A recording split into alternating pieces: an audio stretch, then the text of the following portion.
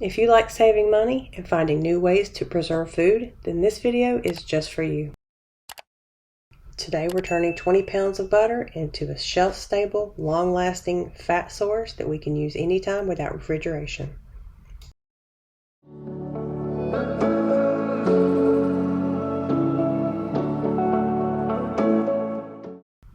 Welcome back, and thanks for joining me today on My Carolina Homestead. My name is Michelle, and I'm going to be making ghee.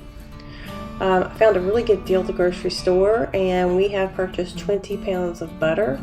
They were on sale for $2 a pound, so that was a deal we just could not pass up. To me, the most tedious part of this project is just unwrapping the butter. So I'm going to get all these unwrapped. I'm not going to do all 20 pounds at one time. I think I'm going to do about 6 pounds at a time just to make it manageable. So I'm going to do that, and again put this on medium heat and start to melt this down. If you don't know what ghee is, it's basically just a concentrated clarified butter. Basically what we're doing here is just through the heating process is we're separating the fat from the milk solids and water that actually make butter. We like to use this because it has a higher smoke point than butter. The smoke point for ghee is about 450 degrees, so it's a great option to fry with, whereas butter has a smoke point of 350. If you haven't tried ghee before, it does have a very nutty, rich flavor. It's delicious, and if this is done properly and stored in clean glass jars that are sealed properly, if you store them in a cool, dark place, this could last up to 5 years on the shelf. So for me, it's a better option because freezer and refrigerator space in my home is prime real estate. So I don't want to store those in there for a long period of time because we would prefer to keep other things in our refrigerator and freezers. So now what's happening is it's starting to boil, and you can see there's a foam that's coming on the surface of the melted butter, and that's what we want. We're starting to get some evaporation. The first thing that's going to come out of this is evaporating the water. And so I have this on medium heat still, and it is coming to a low simmer, and that's what you want.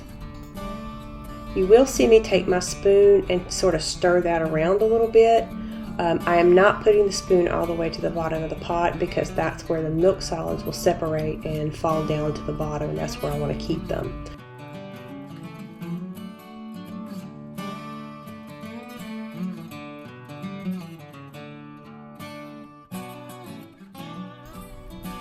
As this process continues, you will see the bubbling or the simmering change. The bubbles will change, they'll become smaller, and there will be more of them on the surface of the butter. And also the color will start to change. It'll go from this opaque yellow to a slightly darker yellow, but it will no longer be opaque. It will be more see-through or translucent. What I'm doing now is just tilting the pot to look at the bottom and make sure the milk solids that are hitting the bottom are not burning. And that's something that I'll do multiple times throughout this process. I'm going to continue to let this simmer and let those milk solids fall down to the bottom and let the water evaporate from the top. I apologize for the car and the audio. To prevent your cheesecloth from clogging on you, for lack of a better word, you can take a spoon and just scrape the foam off the surface. I'm putting that in a bowl, and I will save that for something else. I'll probably give it to my dogs because they love it.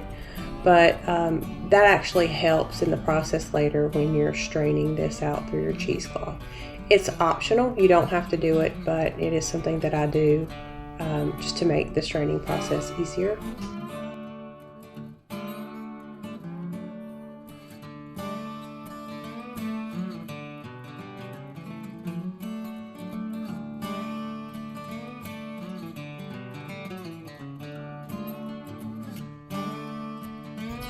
Now, as you can see, the bubbles are simmering a lot quicker, and they're actually a lot smaller.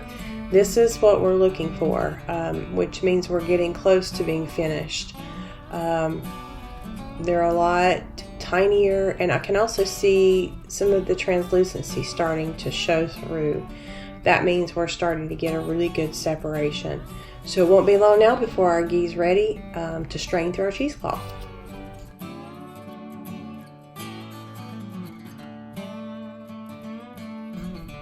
Now, as you can see here, it's starting to look really translucent on the surface, and that's what we're looking for. It's no longer that opaque, solid yellow butter color. Now it's this liquid gold goodness that we have been looking for.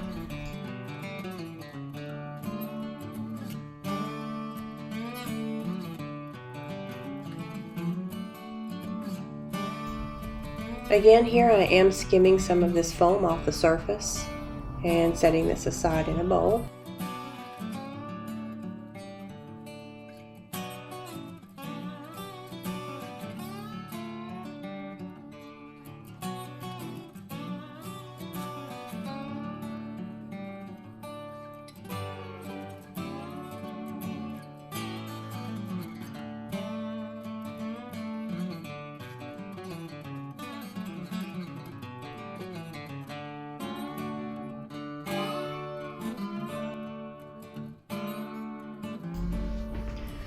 So now I'm going to start to strain this ghee in a bowl through 2 layers of cheesecloth. And when you're doing this, it's very important that you pour this away from you really slowly and just be very careful. This is extremely hot and can burn you severely. So I just take my time with this. I'm very cautious and patient with it, and I just don't rush this. If you leave your burner on while you're doing your straining, make sure that you turn it down so that you don't burn the ghee that's left in the pot, because it will continue to boil.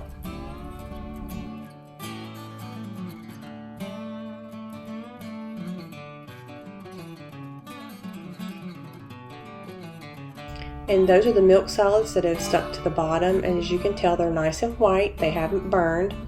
And you can see there the separation there of the ghee. And there are some milk solids floating on the surface, but as you can see in the bowl, there's that beautiful liquid gold goodness. It's nice and clear. And right here I'm just changing the cheesecloth. I'll do this several times throughout the process just to speed this up. As a general rule, you will need 1 pound of butter for each pint jar. So I have my mason jars in the oven behind me. They've been washed and dried, and I've got them at 210 degrees on a cookie sheet along with the lids and the rings, and I leave them on throughout this whole process. When you're working with glass and hot liquids, it's important that your glass is hot so that when you pour the hot liquid into it, it does not shatter.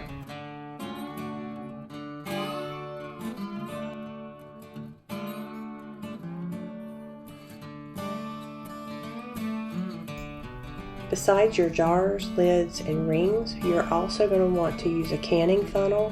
This just makes for a cleaner process of getting the ghee into the jars. You'll also need a jar lifter. That'll allow you to get the hot jars out of the oven and work with them. That's what I'm holding right there in my hand. And to finish, you'll also need a clean paper towel and some white distilled vinegar, and that's just to clean the tops of our jars. Make sure there's no ghee on there. Because the jars will not seal or close if there's any fat residue on the glass.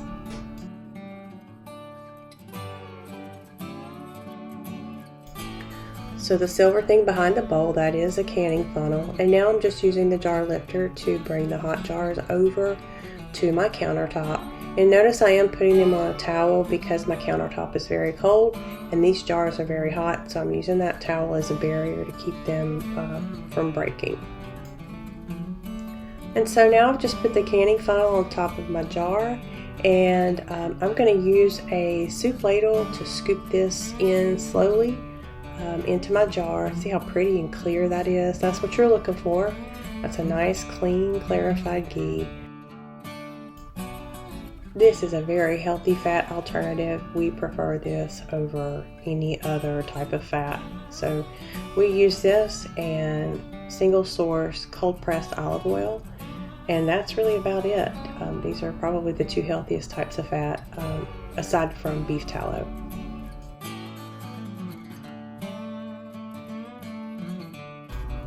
So now that my jars are filled, I'm really not concerned about headspace. This is not a pressure canning project, so I think this is considered more of an open kettle. So now I'm just going to use that white vinegar and a clean paper towel and clean those rims off, just so that my lids will seal. The heat from inside the jar, from the actual ghee, will create a vacuum and will cause those seals to pull into the jar, which is great. They will become airtight, and then I'll hear them ping as if I had done a pressure canning session. And I will set these to the side and let them cool overnight. In the morning, I'll put dates on them and put these away in our food preservation room for long-term storage. And again, these will last probably about 5 years. So this is a really good way to preserve your food and not take up space in your refrigerator or freezer. This is also great. You don't have to worry about spoilage or anything if you have any power outages. So as you can see how pretty this is, it's so nice and clear and clean, and just a delicious healthy fat for you to use for any of your cooking needs. I really appreciate you joining me for this video today. Thank you for stopping by. If you like this video, please give it a thumbs up, subscribe to our channel, and click that notification bell for more videos. See you next time, and take care.